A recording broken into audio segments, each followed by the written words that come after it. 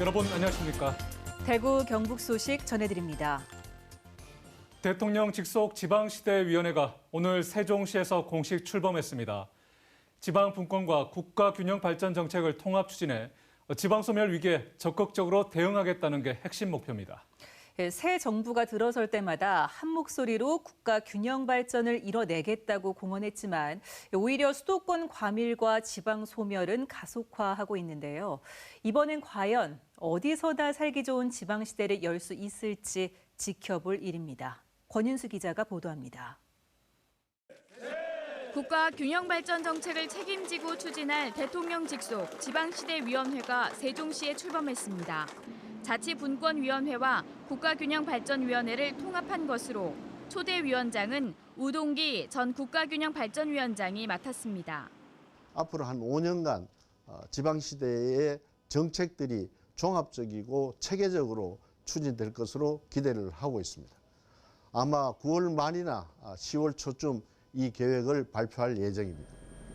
지난 2020년 우리나라 인구의 절반 이상이 서울, 인천, 경기도 등 수도권에 몰려 있다는 통계청의 공식 발표가 나오는 등 수도권은 과밀, 지방은 소멸이 가속화하고 있습니다. 정부는 지방 인구 소멸에 적극적으로 대응하려고 지방 분권과 균형 발전 정책을 따로 추진하던 걸 지방시대위원회로 통합시켰습니다. 중앙부처가 계획을 세워 지자체에 내려주던 전달 방식도 현장의 의견을 먼저 듣고 정책에 반영하는 상향식으로 바꿨습니다. 가장 주목할 점은 기회발전 특구의 지정입니다. 시도에 한 곳씩 기회발전 특구를 지정해서 여기 들어서는 기업에 국세와 지방세 면제 등 파격적인 혜택을 줘 기업의 지방 이전을 유도할 계획입니다. 올해 안에 관련법이 마련되면 내년에 특구 공개 모집 절차가 진행될 전망입니다. 법령을 고치지 않고는 어렵습니다. 특히 중앙공직자들의 자기 중심, 자기 이익권 카르텔에 막혀서 아무것도 못하고 있는 형편입니다. 정치적 이유로 여러 차례 미뤄진 2차 공공기관 이전은 또다시 내년 총선 뒤로 미뤄졌습니다.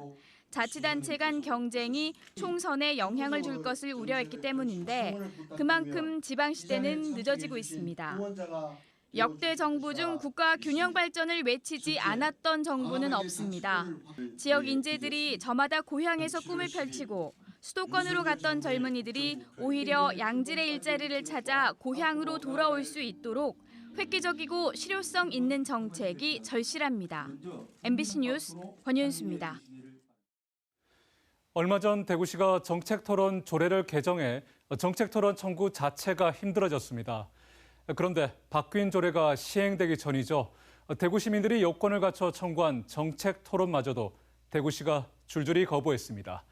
왜 시민들의 삶과 깊숙이 연계된 현안에 대해서 토론을 하지 않겠다는 건지 이유조차 제대로 밝히지 않고 있습니다. 반발 커지고 있습니다. 손흥민 기자입니다. 이름과 생년월일, 성별의 주소까지 적었습니다. 생활임금 조례가 제정되고도 1년이 넘도록 대구시에선 왜 관련 정책이 나오지 않는지 알고 싶은 시민들이 정책 토론을 하자고 청구한 겁니다. 1,300명 넘게 서명했습니다. 그런데 대구시는 토론을 거부했습니다. 이른바 구급차 뺑뺑이 사망 사건 이후 대구시의 응급의료 대응 체계에 대해서도 시민 800여 명이 정책 토론을 요구했지만 대구시는 하지 않겠다고 통보했습니다. 우리 가족이 혹시 내가 아는 친구들이 이런 일을 겪으면 어떻게 될까 굉장히 궁금해하고 불안하단 말이죠. 그냥 위계차 통보를 받아버리니까 굉장히 황당하고 왜 그러냐고 알려달라고 얘기를 해도 그것조차도 알려줄 수 없다고 하니까. 대구시가 거부 사유로 밝힌 건 관련 조례 6조 3호와 8조 2항입니다.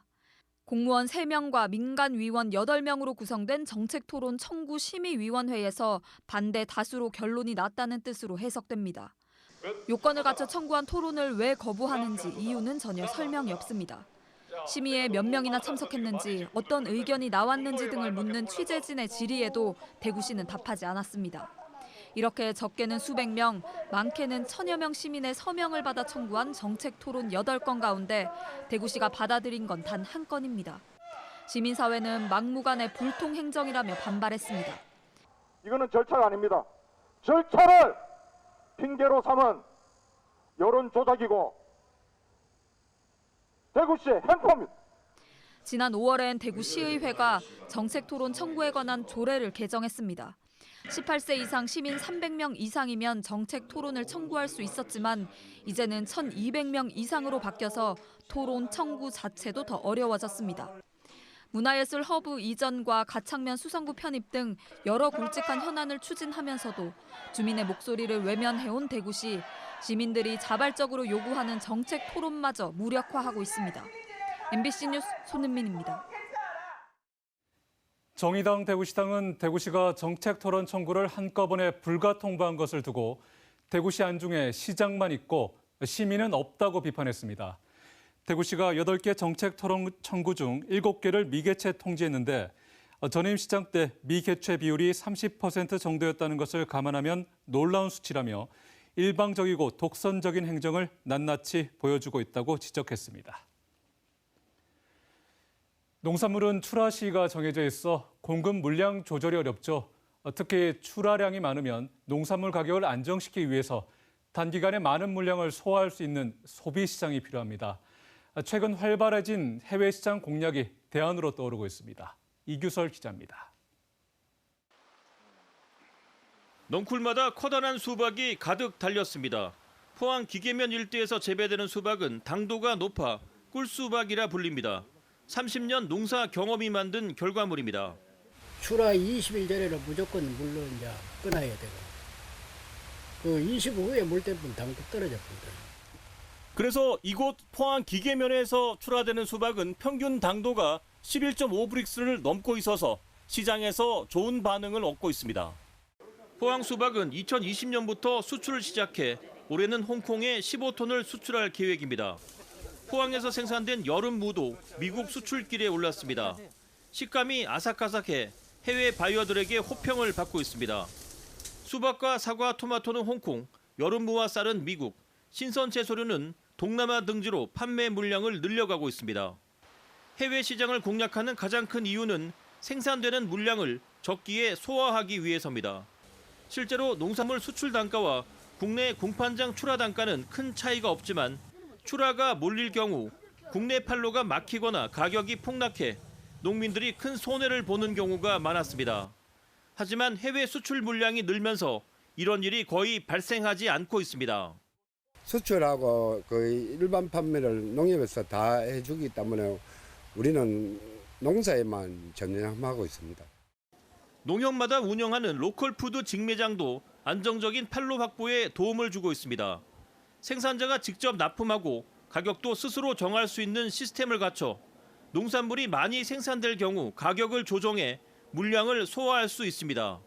로컬푸드 매장이 좀 많아진다면은 굳이 뭐 도매시장이라든지 이런 데 가지 않고 바로 직납을 할 수 있는 매장들이 많이 생김으로 해서 농가 입장에서는 그 판로를 좀 다양화시킬 수 있는 부분, 그런 부분도 있는 것 같습니다. 농사는 짓기도 힘들지만 제값받고 판매하는 건 더 힘들다는 말이 있습니다. 수매하는 농산물은 한정돼 있고 저장해두면 값어치가 떨어집니다. 적극적인 해외 시장 개척이 필요한 이유입니다. MBC 뉴스 이규설입니다. 코로나19가 완화하면서 울릉도를 찾는 관광객이 늘고 있습니다. 특히 그동안 한 척뿐이던 여객선이 5척으로 늘면서 배편이 없어 울릉도를 가지 못하는 일은 없게 됐는데요. 울릉도는 오는 2026년 공항이 문을 열면 100만 관광객 달성을 목표로 삼고 있습니다. 하지만 관광객 맞이에는 더욱 철저한 준비가 필요해 보입니다. 박성아 기자가 울릉도 현장 취재했습니다.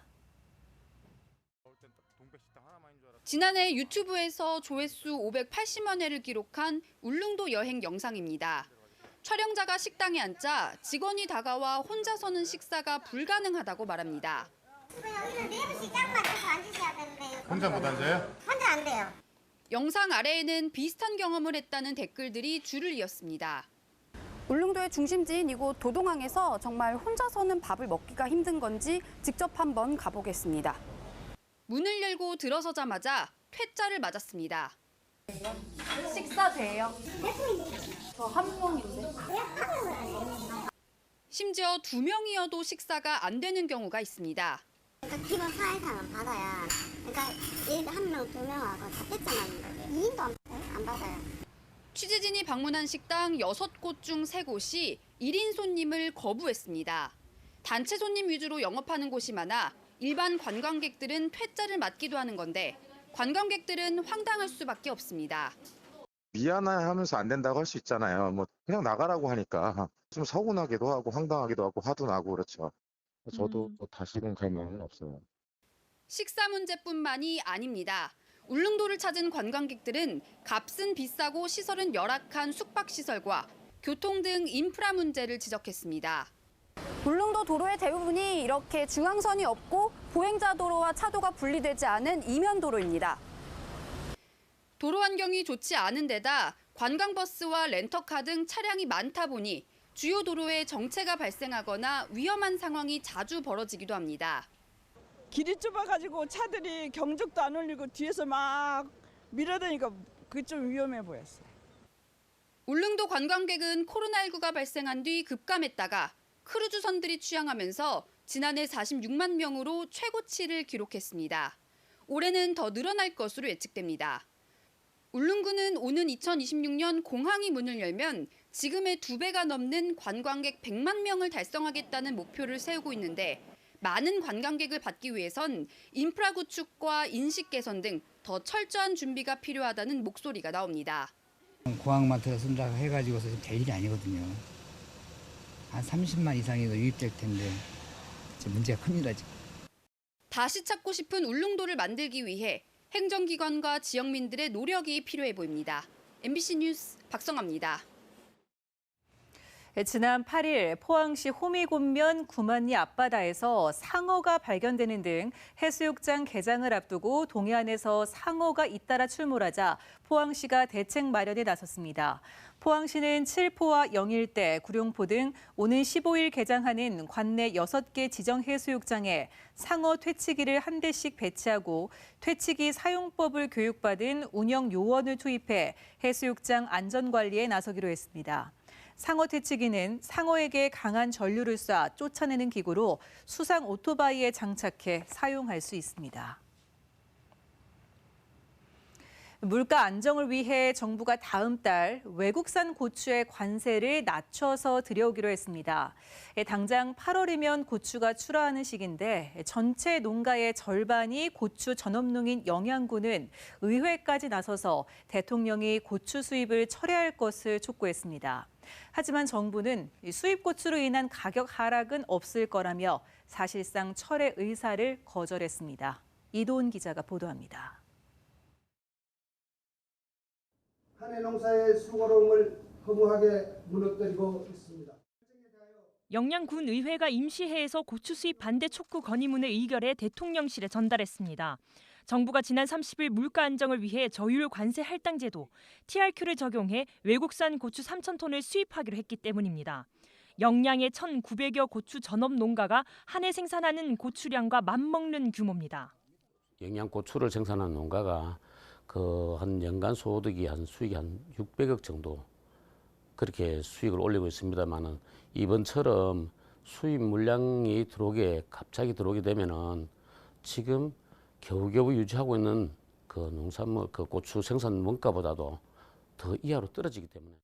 수입 고추에 적용되던 270%의 관세는 50%로 대폭 낮아지는데 600g 한 근에 4,000원 수준으로 지난달 서안동 농협에서 거래된 국내 고추 가격의 절반 수준으로 저렴합니다.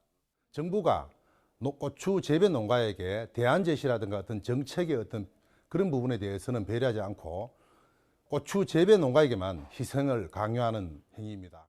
수입 소식에 농민들은 울상입니다. 고추값은 폭락하게 생겼는데 주요 농자재 값과 인건비는 계속 오르고 있습니다. 실제로 비료 20kg은 2만 500원대로 3년 전과 비교해 148%가, 경유 1리터 값은 1,300원대로 64%가 올랐습니다. 인건비는 하루에 13만 원이나 합니다. 현재 시중 시세가 생산비에도 턱없이 낮습니다. 생산비보다도. 그래서 농민들은 지금 시리에 빠져 있는 이 마당에 선제적으로 수입을 해가 오게. 농림축산식품부는 영양군의 사정을 안다면서도 고추 수입 발표를 철회할 계획은 없다고 밝혔습니다. 그러면서 전국의 고추 재배 면적이 지난해보다 6% 줄어 사전 확보를 위해 수입을 결정했고 수입 고추는 곧바로 시중에 풀지 않겠다고도 덧붙였습니다. 수확기 때 거래 가격이 현황가 미만으로 간다면 지역 정부에서는 팔지 않는다니까요. 당장 가져와서 팔지 않는 것뿐만 아니라. 취임하자마자 민생 안정을 위한다는 명목으로 저율관세 수입 빗장을 연 윤석열 정부에 대한 농민들의 반발은 거세질 걸로 보입니다. MBC 뉴스 이도은입니다. 더불어민주당 경북도당은 박민식 국가보훈부 장관은 백선엽의 과거 친일 행적 지우기를 중단하라고 촉구했습니다. 백선엽은 일본이 세운 만주국군 소위로 임관해 1943년 간도특설대 장교로 부임해서 항일 독립지사를 무력으로 탄압한 혐의로 친일 반민족 행위 진상규명위원회가 친일 반민족 행위자로 규정했다며 박 장관의 편협한 역사인식이 드러났다고 주장했습니다. 또 이철우 경북도지사는 역사적 평가가 엇갈리는 인물 동상을 호국의 고장 칠곡 다부동에 세워 호국 영령의 명예를 훼손했다고 규탄했습니다. 현직 경찰 간부가 주택가에서 음란 행위를 하다가 적발됐습니다. 대구 달서경찰서는 서부경찰서 소속 경위를 공연 음란 혐의로 지난 7일 검찰에 송치했다고 밝혔습니다. 해당 경위는 지난달 21일 밤 10시 40분쯤 대구 서구 비산동의 주택가 길거리에서 음란 행위를 한 혐의를 받습니다. 이를 본 시민이 경찰에 신고했고 당시 현장을 벗어났던 해당 경위는 CCTV 등을 통해 검거됐습니다. 경찰은 해당 경위를 직위 해제했습니다. 대구 남구청이 조성한 앞산 고란골 해넘이 캠핑장에 대해서 대구 안전생활실천 시민연합이 감사원 공익감사를 청구했습니다.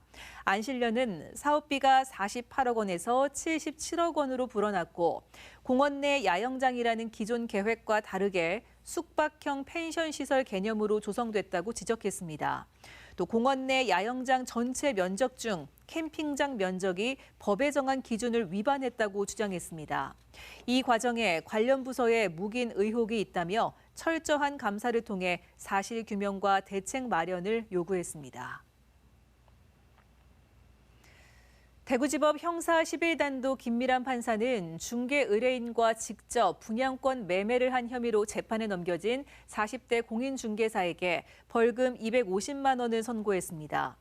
대구 수성구에 사업장을 둔 이 공인중개사는 2021년 9월 달서구 한 오피스텔을 분양받은 사람에게 분양권 전매 의뢰를 받고 자신을 매수인으로 하는 4,300만 원 상당의 매매 계약을 체결한 혐의로 기소됐습니다.